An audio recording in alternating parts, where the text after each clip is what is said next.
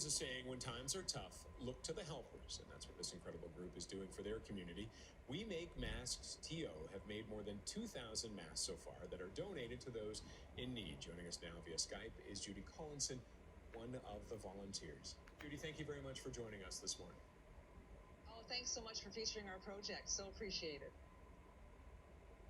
It's a wonderful idea. I love hearing about this. How did it come about? Well, about a month ago, my husband and I, Dean, we became aware of the fact that there was a real shortage of personal protection equipment at a number of the homeless shelters for the workers there, and it was quite a risky situation. And coincidentally, at the same time, we were chatting to a friend of ours who had a team of 70 people sewing masks down in Brantford, Ontario. We thought to ourselves, we could put these two ideas together and we could do something to help with this. So we gathered up 4 absolutely wonderful friends. We formed a team. We put a call out for sewers through our local church, Kingsway Lambton United, and our local neighborhood. And believe it or not, in those 3 weeks, we have now got 100 volunteers who are sewing masks for us.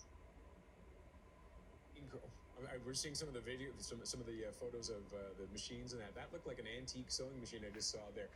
What are you making the masks out of? Where are you getting the material from? And who's involved? Well, we've got, there's about 12 of us who are sort of managing all the details. We're getting materials donated. We're buying some. So it's been great. We've had a great opportunity to do that. And I think the critical thing is that we're focusing on giving the masks to charities like Fred Victor. You just saw the sign up there. We just delivered our first 450 to them last week.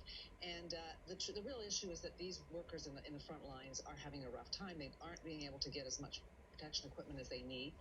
Fred Victor, for example, has 20 locations. They have 480 workers. They have 2,000 people that they serve every day. So they really need a lot of protection working with such vulnerable populations. We've also given masks to an organization called EVA's Initiatives for Homeless Youth. And similarly, they're dealing with real tough situations for youth around our city.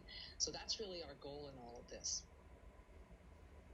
And we all win when we're helping these people, though, aren't we? I mean, it makes a huge difference for everybody. Absolutely. Think about these sewers. These are ladies, men who sort of went down to the basement, pulled out their sewing machine, set it up on the dining room table, got it going, and look at that. You just see that vintage sewing machine there. That's one of our sewers. It's her grandmother's sewing machine. She got the old Singer out, got it up on the table, and after, a mask or two, it broke. The belt broke. So she goes out in the middle of COVID and gets finds a replacement somehow. She's back in business making masks. And this is the kind of spunk and the kind of hard work that these sewers are putting in. So as I said before, we've delivered 1,000 already to our homeless shelters and others. And we are in the process right now. Those sewers are making another 1,200. And we've got equipment on hand to make materials on hand to make another 1,000 over the next few weeks. So, and there seems to be a great need out there. Absolutely. There's a huge need for it. It's wonderful. Yeah. Can people help in any way? What can they do? Sorry, go ahead. A couple things I do need to mention. First of all, some people that have helped us immensely. One of the issues going into this was, of course, sanitation, because, sewers were afraid, am I going to get something that's contaminated? So we partnered up with a local neighborhood dry cleaner called Gibson's Cleaners, and their owners, Nancy and Rob McConnell, have taken on the responsibility of cleaning, sanitizing, and packaging up all the kits that go out to our sewers, as well as then the masks. When they come back, they sterilize those, they put the filters in, and they send them out to our charities. So without them, we really couldn't have done this. So that's been great. And we've also had lots of really great donations of materials and such from others. And so we've been very fortunate. It's been a great effort because people have really stepped up to help. Beautiful. Well, we appreciate everything you're doing and your group is doing, Judy. Thank you very much for joining us this morning. Oh, my pleasure. Thanks for having us. We'll have more on Breakfast Television coming up.